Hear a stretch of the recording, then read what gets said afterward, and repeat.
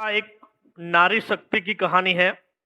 जयशंकर प्रसाद लिखित है। First I will read introduction of author Jaishankar Prasad. Jaishankar Prasad का जन्म 13 जनवरी 1889 में वाराणसी में हुआ था। प्रसाद जी मूलतः कवि है। कवि होने के बावजूद उन्होंने इस प्रकार के नाटक नाटिकाएं लिखे हैं। कहानियां, निबंध और उपन्यास भी उपन्यास मतलब नॉवेल उन्होंने लिखे हैं। उनकी रचनाओं में मुख्य रूप से भारत की ऐतिहासिक संस्कृति की झलक मिलती है। नमस्कार, स्टैंडर्ड 8 हिंदी चैप्टर 9 ममता जयशंकर प्रसाद। उनका जन्म 13 जनवरी 1889 में वाराणसी में हुआ था।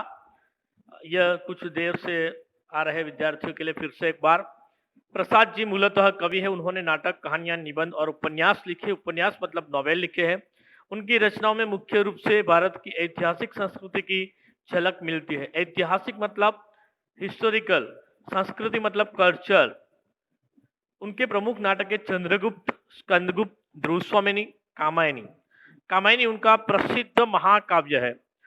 उनका निधन, उनकी मौत 14 जनवरी 1937 को हुआ था। यहाँ पर जो कहानी है उसकी नायिका, नायिका मतलब इन अंग्रेजी we can tell in English heroine, जो कैरेक्टर सबसे सेंट्रलाइज होता है उसे नायिका कहते हैं। वह ममता है। वह विधवा है। She is widow. जिसका पति मर गया है वैसी स्त्री शब्द समूह के लिए हम पूछे जाते हैं तो विधवा। रोहतास दुर्ग के मंत्री चूड़ामणि अपनी एकमात्र स्नेह पालिता पुत्री के दुख में अत्यंत दुखी है। उनके पिता रोहतास दुर्ग के मंत्री है। रोहतास दुर्ग नाम है, दुर्ग मतलब किला। उनके मंत्री है चूड़ामणि।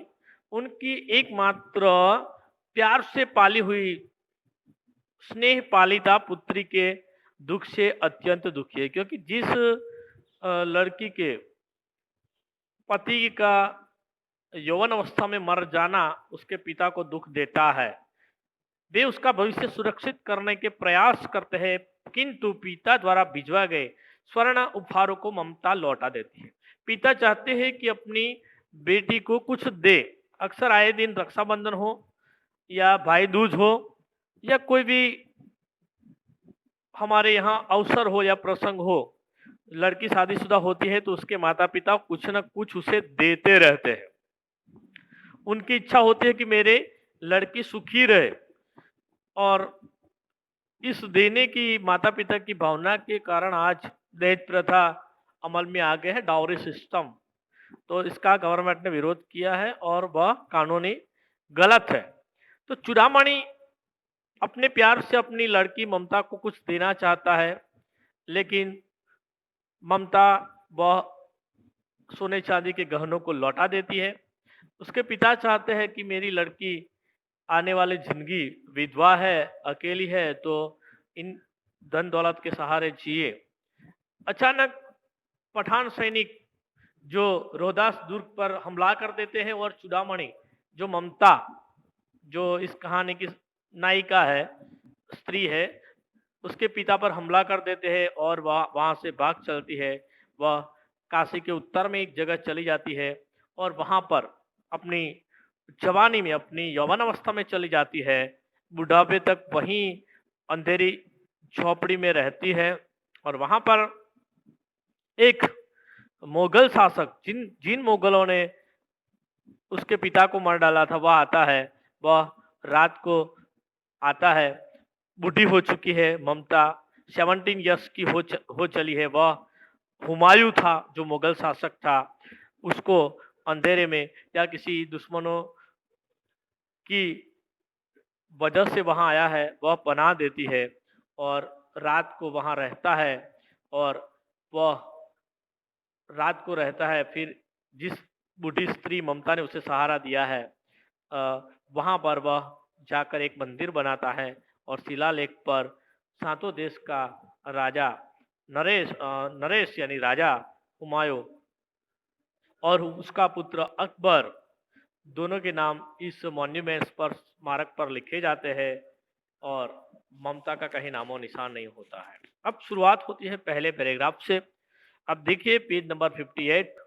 रोहतास दुर्ग के प्रकोष्ठ में बैठी हुई ममता सोन के तीक्ष्ण गंभीर प्रवाह को देख रही थी। ममता सोन नदी के बहते कलकल जल को देख रही थी। प्रकोष्ठ मतलब भवन के फाटक के पास का कमरा। मन में वेदना थी, मस्तक में आंधी थी, आंखों में पानी की बरसात लिए हुआ विकल थी। अबला जीवन हाय तुम्हारी यही कहानी, आंखों में है पानी, वह बात कही जाती है। विधवा थी ममता। वह रोहतास दुर्ग के, जहां से हम फ्लैशबैक में जाते हैं, शुरुआत होती है तब ममता युवा होती है, वहां की कहानी शुरू होती है। मैंने आपको शॉर्ट में जो समरी सुनाई वह शुरुआत से लेकर अंत तक की थी। तो चूड़ामणि की एकमात्र दुहिता थी। दुहिता मतलब उसकी लड़की थी, दुहिता। उसके लिए कोई अभाव होना असंभव था। कोई बड़ा सा कोई राजा का मंत्री हो और उसे कोई चीज ना मिले, अभाव मतलब कोई चीज ना मिलना असंभव था। परंतु वह विधवा थी, उसकी विडंबना का अंत कहाँ था। विडंबना यानी समस्या, विडंबना मतलब समस्या, प्रश्न, प्रॉब्लम। चूड़ामणि ने चुपचाप उस प्रकोष्ठ में प्रवेश किया। जो प्रकोष्ठ मैंने अभी आपको समझाया, जो कमरे के कमरा होता है उसे प्रकोष्ठ कहा जाता है। और या कोई भवन, भवन यानी घर या सदन, उसके पास खुली जगह के पास का जो कमरा होता है उसे भी प्रकोष्ठ। सोन नदी के प्रवाह में, सोन जो नदी है कलकल बहती है जिसका नाम सोन है, उसमें ममता अपने जीवन को मिलाने में बेसुध थी। बेसुध थी मतलब जिसमें ज्यादा दुख और दर्द होता है वे लोग क्या करते हैं, समय के छाने की, दर्द भरे समय पल बीत जाए ऐसी कामना करते हैं। पिता का आना न जान सकी, उसके पिता है उसे पता नहीं चला। चूड़ामणि व्यथित हो उठे। एक पिता, रोहदास दुर्ग के मंत्री जो उसके पिता थे, वे दुखी है। उसका कारण यह है कि उनकी लड़की, उनकी बेटी, उनकी दुहिता जो ममता है वह विधवा है। यह स्थिर न कर सकते थे। लौट कर वह बाहर चले गए, ऐसा प्राय होता। परंतु आज मंत्री के मन में बड़ी दुश्चिंता थी। चिंता और दुश्चिंता मतलब बहुत भारी चिंता होना और भविष्य के लिए ज्यादा चिंतित होना। दुश्चिंता, दुष् से विरोधी शब्द बनता है। एक पहर बीत जाने के बाद, पहला पहर, दूसरा पहर, ऐसे पहर कहते हैं गुजराती में पोर। एक पहर बीत जाने पर वे ममता के पास आए। उस समय उनके पीछे 10 सेवक चांदी के बड़े थालों में कुछ लिए खड़े थे। 10 सेवक थे, चांदी में थालों में लेकर खड़े थे। कितने ही मनुष्य के पद सब सुन ममता ने घूमकर देखा। बहुत सारे मनुष्य के पद यानी कि पैरों की आवाज आहट आई तो ममता ने वहां देखा कि मंत्री सब थालों को रखने का संकेत किया। चूड़ामणि ने सभी जो सेवक यानी अनुचर थे उनको संकेत किया, अनुचरों ने सभी थाल रख दिए। ममता ने पूछा, यह क्या है पिताजी? तेरे लिए है बेटी, उपहार है, कहकर चूड़ामणि ने आवरण उलट दिया। जो थाल थे उस थालों में जो पर्दा लगा हुआ था, आवरण, कपड़े का टुकड़ा लगा हुआ था, उसे हटा दिया। स्वर्ण का पीलापन उस सुनहरी संध्या में विकीर्ण होने लगा। सोने की चमक, अब जानते हैं कि दिन ब दिन सोना कितना महंगा होता जा रहा है। पुराने जमाने में भी सोने की कीमत वही थी, आज भी ज्यादा हो गई है, लेकिन उसकी कीमत कम नहीं होती है, दिन ब दिन बढ़ती रहती है। चमकने लगी संध्या, विकीर्ण होने लगा और दोनों की चमक चमकने लगी। ममता चौंक उठी। इतना स्वर्ण यह कहां से आया? इतना सोना कहां से आया? चांदी के थाल, उस पर कपड़ा रखा था, कपड़ा यानी आवरण हटाया तो चांदी के थालों में सोना था। सोना यानी सुवर्ण। चुप रहो ममता, यह तुम्हारे लिए है। तो क्या आपने शत्रु का उत्कोच स्वीकार कर लिया पिताजी? यह अनर्थ है, अर्थ नहीं। आपने अपने दुश्मन की रिश्वत, लांच, घूस आपने स्वीकार कर ली, उत्कोच यानी रुश्वत, ये अनर्थ है, ये अच्छी बात नहीं, कोई अर्थ नहीं है। लौटा दीजिए पिताजी, हम लोग ब्राह्मण हैं, ममता ब्राह्मण थी, और ब्राह्मण लोग धन दौलत के लालची नहीं होते, यहां लिखा है, मैं नहीं कहता। इतना सोना लेकर क्या करेंगे? इस पतनोन्मुख प्राचीन सामंत वंश का अंत समीप है, पतन की तरफ यानी नष्ट होने की तरफ आगे बढ़ता हुआ। पतन प्लस उन्मुख, प्राचीन पुराने सामंत वंश का समीप है, यानी कि अब मुगल शासक लड़ाई करके आने वाले हैं चूड़ामणि के दुर्ग पर। किसी भी दिन शेरशाह, जो मुगल शासक है जिसका नाम है शेरशाह, रोहतास दुर्ग पर अधिकार कर सकता है। किसी भी समय रोहतास किले पर मुगल शासक आ सकता है, लड़ाई कर सकता है और अधिकार सकता है। अगर हमारा भारत का इतिहास आप पढ़े तो बहुत से मुगल शासकों ने हमारे मंदिर लूटे हैं, अनेक राजाओं को पराजित किया था। बहुत से हमारे ऐसे राजा थे जो जी जान देकर हमारी भारत माता की मिट्टी के लड़े थे, शहीद हुए थे। लेकिन एक पिता को, रोहतास दुर्ग के मंत्री को लगता है कि अगर हमला हुआ, युद्ध हुआ, तो न जाने वह नहीं रहेगा, फिर उसकी लड़की का क्या होगा। आपके जाने के बाद हमारे बेटों का भविष्य या बेटी का भविष्य सुनिश्चित करने के लिए वे सोच रहे थे। उसने कहा, चूड़ामणि ने, उस दिन न मंत्रित्व रहेगा, किसी भी प्रकार की पोस्ट यानी पद अगर नहीं रहता है, फिर बहुत मुसीबतें आती है। आज हम देख रहे हैं कोरोना वैश्विक महामारी के कारण बहुत से लोगों की नौकरियां छूट गई है, आमदनी कम हो गई है। हे भगवान, विपद के लिए इतना आयोजन, परम पिता की इच्छा के विरुद्ध इतना साहस। परम पिता यानी भगवान की इच्छा के विरुद्ध क्या साहस। पिताजी की अब भीख ना मिलेगी, उन्होंने लांच ले ली, रिश्वत ले ली, तो अपनी सोमानी लड़की पिता की इन चांदी के थालों में आए सोने के गहनों को वह धुतकारती है, नफरत करती है। पिता से वह इस संवाद में यह बताती है कि मुझे ब्राह्मण को खाने में 2 मुट्ठी अन्न न देगा, यह संभव है। फेर दीजिए पिताजी, मैं कांप रही हूं। इसकी चमक आंखों को अंधा बना रही है, सोने की चमक आंखों को अंधा बना रही है। Golden always glittering. It is true of that all that glitter is not gold, but gold is always glittering. Page number 59 पर, मूर्ख है कहकर चूड़ामणि चले गए। चूड़ामणि जो उसके पिता थे, उनको लगा कि मेरी बेटी, उसका पति मर गया है, वह अकेली है, अभी जवान है, लेकिन अगर वह शेरशाह ने हमला कर दिया और युद्ध हुआ, मैं मारा गया, मेरी बेटी क्या करेगी। उसने लांच या उत्कोच ले ली, रिश्वत ले ली और अपनी बेटी के भविष्य को अच्छा करना चाहता था। लेकिन बेटी, ब्राह्मण की बेटी है, वह ऐसे देश के खिलाफ छल कपट से आया हुआ धन नहीं चाहती। वह चाहती है कि मैं 2 वक्त की रूखी सूखी खा लूंगी, ब्राह्मण की बेटी हूं, मुझे कोई फर्क नहीं पड़ेगा, धन दौलत से मुझे कोई मोह नहीं। और जो देश से द्रोह करके लाया हुआ उत्कोच हो, रिश्वत हो, उसे मैं कैसे स्वीकार। दूसरे दिन जब डोलियों का तांता आ रहा था, लगातार अलग अलग डोली आ रही थी। डोली आपने देखी है पुराने जमाने में, डोली में बैठकर अलग अलग प्रकार की महिलाएं शादी में या रानी होती है, वह डोली में बैठकर जाती थी। आपने सुना होगा वह गाना, चलो रे डोली उठाओ कहाँ पिया, मिलन की रुत आई। डोली चलती है। मंत्री चूड़ामणि का हृदय धक धक करने लगा। उसे पता है कि शेरशाह जो मुगल बादशाह है वह हमला कर देने वाला है। वह डरने लगा, उसका हृदय धक धक करने लगा।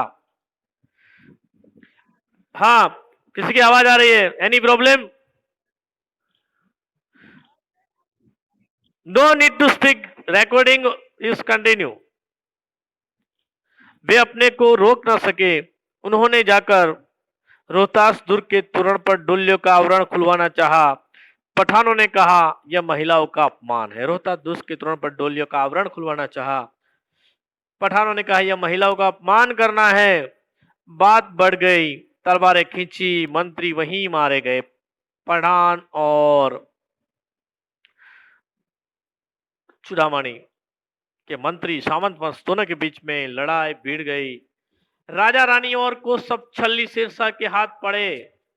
राजा भी पकड़ा गया, रानी भी पकड़ी गई सॉरी। और जो खजाना था, अक्सर मुगल शासक लूटते थे तो राजा रानी को बंदी बना देते थे और उसका धन दौलत कोष यानी ट्रेजर खजाना सब शेरशाह के हाथ लग गया। और इस समय ममता छिप कर चली गई। डोली में भरे हुए पठान सैनिक दुर्ग भर में फैल गए, परंतु ममता न मिली। अक्सर ऐसा होता था कि मुगल शासक, आप देखते हैं कि इतिहास हमारा गवाह है कि जब भी हिंदू या राजपूताना राजाओं और मुगलों के बीच युद्ध हुआ है तो हमारी रानियां क्या करती थी, जब ऐसी परिस्थिति आती थी तो सभी रानी एक आग लगाकर उसमें एक साथ कूद जाती थी, जिसे जौहर कहा जाता है। जौहर अक्सर ऐसे दिखाया गया है बहुत सारे मूवीज में। तो यहाँ इसलिए वह निकल गई ममता, काशी के उत्तर में वह चली गई। यह ममता जब जुआन थी वहां की कहानी, इसकी युवावस्था। काशी के उत्तर में स्थित धर्मचक्र विहार मौर्य गुप्त सम्राटों की कीर्ति का खंडहर था। खंडित शिखरों वाले भवन तृण गुल्मों से ढके हुए थे। तृण गुल्मों से मतलब घास से ढके हुए थे। और वहां पर छड़ी से ढके हुए थे। वहां पर एक ईंटों में भारतीय शिल्प की विभूति, ग्रीष्म मतलब समर, चंद्रिका मतलब चांद जो होता है उसकी चांदनी, उसमें दीपलोक में एक स्त्री पाठ कर रही थी। वह स्त्री अब बूढ़ी हो चली थी, ममता थी। वह एक झोपड़ी में थी। अनन्य शिवन जंतो माय जना पर्युपासते, संस्कृत श्लोक पढ़ रही थी वह। पाठ रुक गया।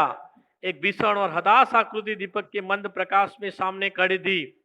स्त्री उठी, उसने कपाट बंद करना चाहा। अंधेरे में एक व्यक्ति आया। अंधेरे में वह जिस झोपड़ी में रहती थी वहां से वह उसके राज दरबार से वह चल बसी थी, एक झोपड़ी में रहने लगी थी।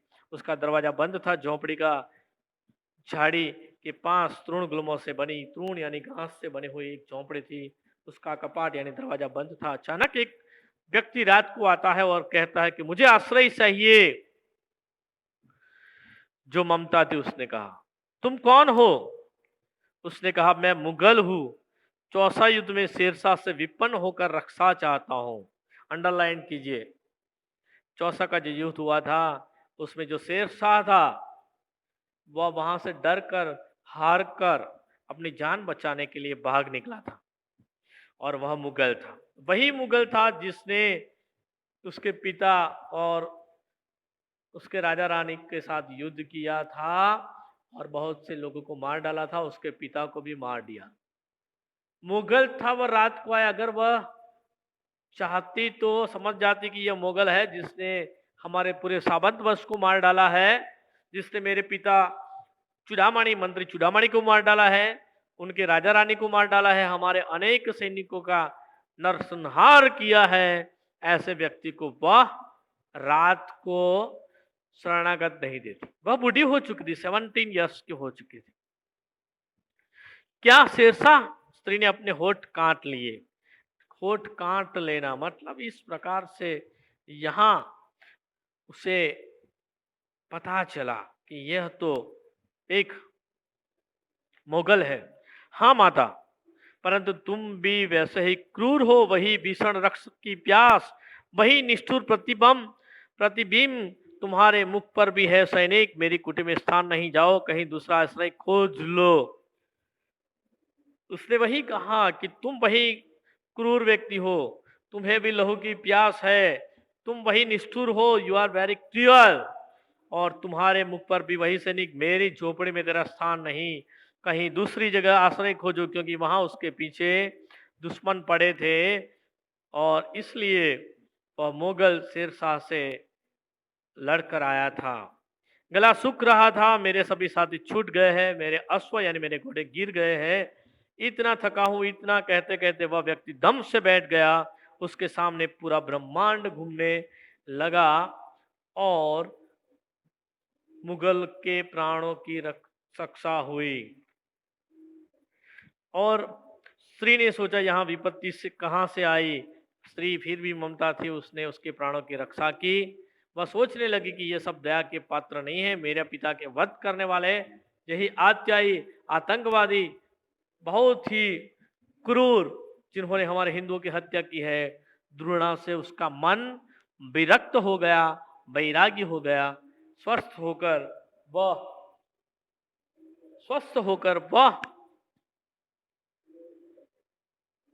फिर मुगल ने कहा, माता तो फिर मैं यहां से चला जाऊं।